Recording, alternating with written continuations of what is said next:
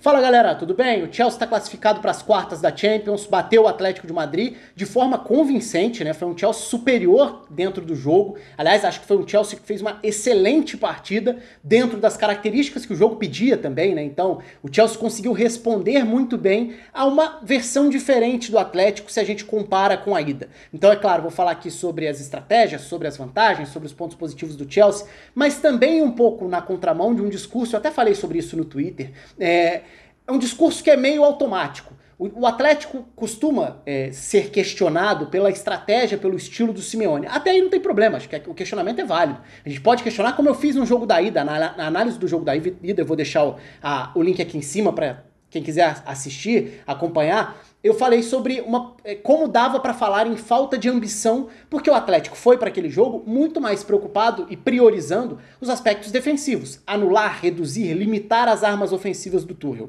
E o Atlético até fez um bom jogo dentro daquela proposta, então daria para questionar a proposta, mas a execução em si não tinha sido ruim não, por mais que o Atlético tenha saído com a derrota, porque aí vira a questão do detalhe que muitas vezes pesa, mas não é que a estratégia não tenha funcionado, o Atlético tenha jogado mal. Dentro do que se propôs a fazer, até foi bem. Evitou que o Chelsea criasse grande coisa. Só que também faltou um pouco mais de ambição, de ímpeto, para chegar ao ataque e criar alguma coisa. Foi um jogo em que a impressão que ficou na ida foi de que o Atlético tinha entrado pelo 0-0. E aí, por um detalhe, tomou 1-0 e saiu com a derrota. É um risco que você corre quando você entra por um 0-0. Não que seja necessariamente essa a estratégia do Simeone, mas acho que a interpretação possível pela estratégia da ida era sim de alguém que estava priorizando o aspecto defensivo. Então, ok, na ida, usar o rótulo habitual da questão, o Simeone é retranqueiro, o Simeone é retranqueiro. Só que na volta, o Atlético não conseguiu criar praticamente nada diante do Chelsea. E aí o discurso automático é voltar a falar: o Simeone é retranqueiro, o Atlético é retranqueiro, fica na defesa o tempo inteiro. E eu acho que isso não tem nada a ver com o cenário desse jogo da volta. Porque, como eu falei, para mim foram cenários opostos. Se na ida o Atlético se propôs a ficar na defesa, tirar os espaços e esperar o tempo passar, na volta o Atlético desde o primeiro instante tentou atacar, tentou ir para cima, só que não conseguiu. Então aí a gente não tá falando da proposta, a gente tá falando da execução. A gente pode sim falar sobre um Atlético impotente, um Atlético que não mostrou capacidade para lidar com a qualidade do jogo que o Chelsea fez. Então a gente fala de execução na volta, não de proposta. A proposta foi para cima, não tem como a gente olhar para o que o Simeone tentou fazer ou para o que o Atlético tentou fazer e falar: faltou vontade de atacar, porque eu não acho que encaixe com o que foi a proposta. Mas de novo, se a gente quiser questionar, então falta repertório, falta o Simeone ter mais capacidade para montar o time ofensivo. Ok, aí eu deixo o espaço aberto aqui nos comentários, porque eu acho que são questionamentos válidos. Embora eu também não queira fechar o caso, concluir em cima da Champions. Porque a gente já viu o Atlético mostrando diferentes formas de atacar e conseguindo ser mais ou menos produtivo em certos momentos da temporada. Isso foi assunto e é assunto com frequência. Mas se a gente vai para o campinho para falar especificamente sobre o jogo, qual que foi o grande mérito do Chelsea aí? Para mim, o grande mérito do Chelsea foi conseguir romper essa ideia de um Atlético mais agressivo. O Atlético não estava lá atrás esperando, o Atlético queria subir para pressionar. E boa parte da vantagem do Chelsea vem daí. Porque o Atlético vai para uma linha com 4 na defesa, coloca o Renan Lodge na esquerda, então não foi o Mário Hermoso quem jogou por ali, o que já indicava a ideia de ter dois laterais, com Trippier e Renan Lodge, dois laterais que se projetam.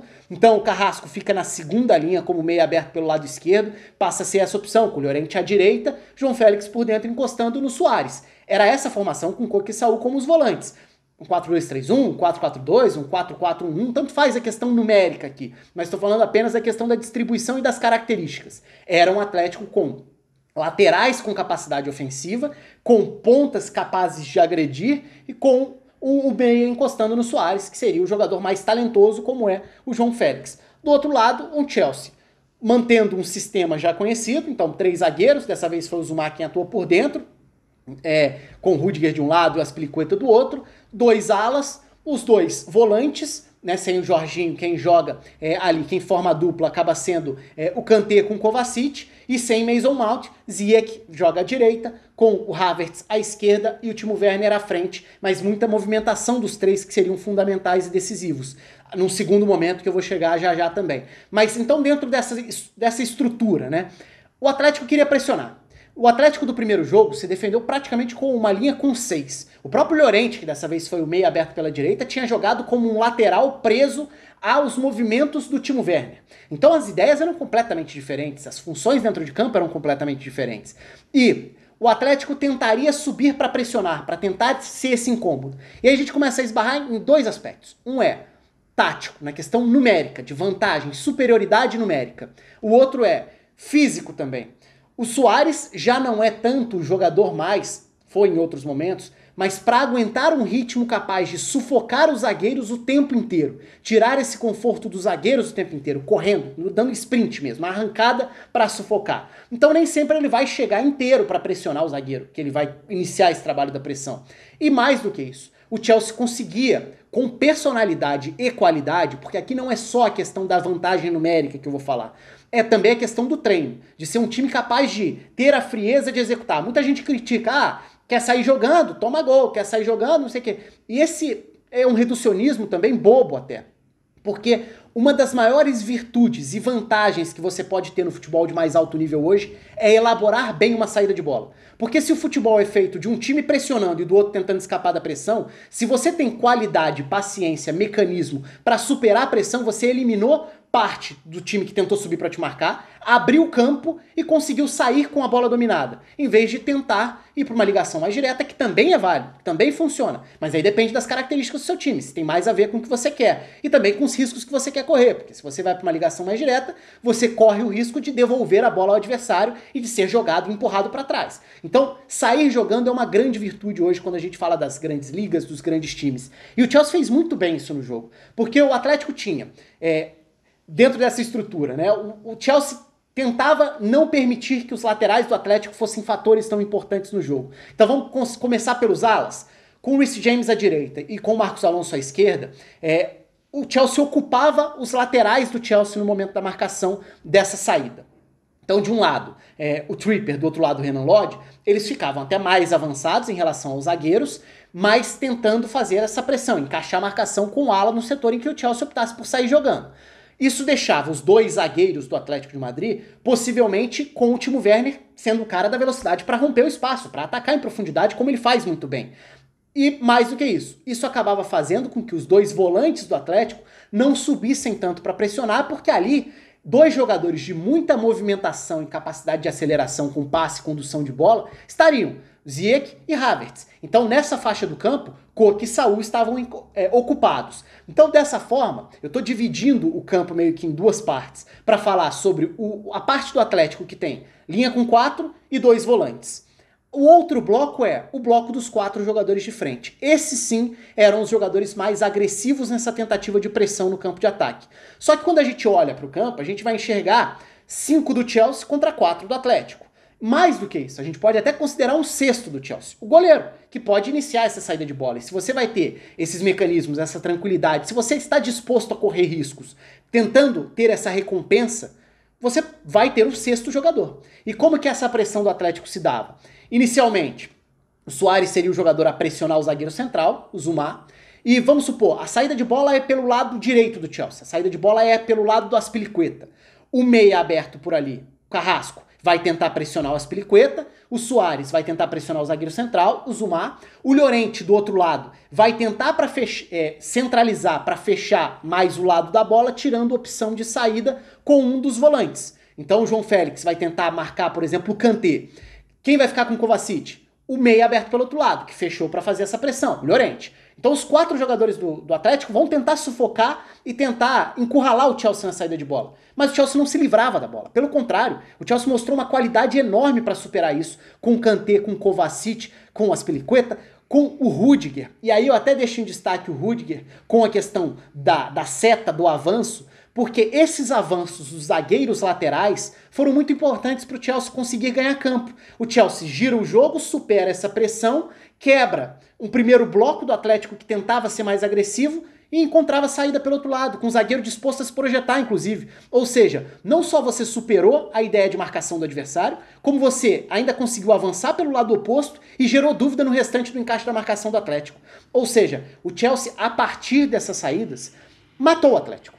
O Atlético não conseguia ser o time que sufocava para roubar rapidamente, então não conseguia se estabelecer no campo de ataque, e aí tem o outro lado da moeda. O Chelsea pressionava bem, então o Atlético não conseguia elaborar saídas de bola, ficar com a bola, tempo suficiente para avançar no campo, tentar criar chances, chegar no campo de ataque, ou encurralar, ou pressionar, ou colocar o Chelsea contra a parede. Não, tanto que os laterais do Atlético, que inicialmente seriam armas ofensivas, e que são dois ótimos jogadores de chegada à frente, né? O Trippier pela batida na bola no cruzamento, o Renan Lodge pela chegada, aceleração, eles não foram fatores. E mais do que isso, o Chelsea ainda conseguia castigar nos contra-ataques. Então foi vantagem do Chelsea em todos os setores, em todas as fases da partida. O Chelsea se defendia melhor a partir dessa marcação mais agressiva, pressionava, não deixava o Atlético criar. O Chelsea superava a tentativa de pressão do Atlético, ou seja, o Chelsea saía jogando com qualidade, com vantagem. E quando o Atlético estava fora de posição, o Chelsea castigava. E os gols saem assim. Tudo bem, o segundo já foi mais na reta final da partida, mas o primeiro gol, que tem a participação direta dos três homens de frente, né? O Havertz lançando o Timo Werner e o Ziyech atacando a área para completar.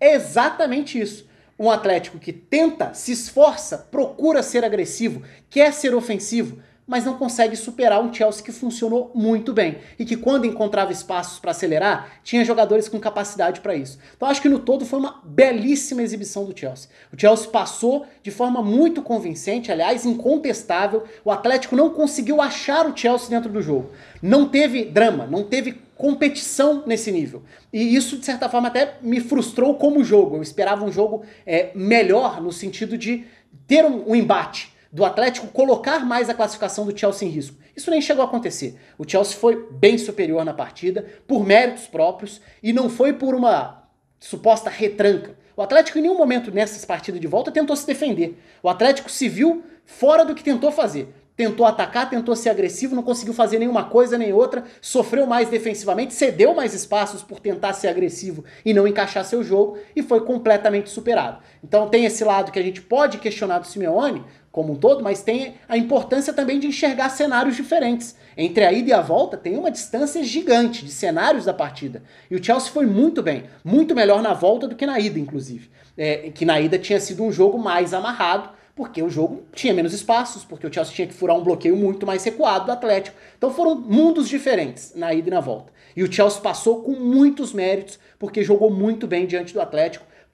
Tem qualidade individual, né? O Chelsea montou um elenco muito forte. O Chelsea ser um conjunto forte ainda é algo que está se formando. O time está em formação. Não só porque trocou de técnico recentemente, mas porque as contratações chegaram para essa temporada e foi uma temporada atropelada, sem pré-temporada e tudo. Então, em nenhum momento o Chelsea se colocou até então como um candidato na Champions. Mas foi uma classificação, acho que com um carimbo ali de time forte. Até onde vai? Não sei. Aí a gente espera e vocês podem participar aqui embaixo. Participem, inclusive. Deixa a curtida no vídeo, a inscrição no canal, seu comentário. Um abraço para todo mundo e até a próxima.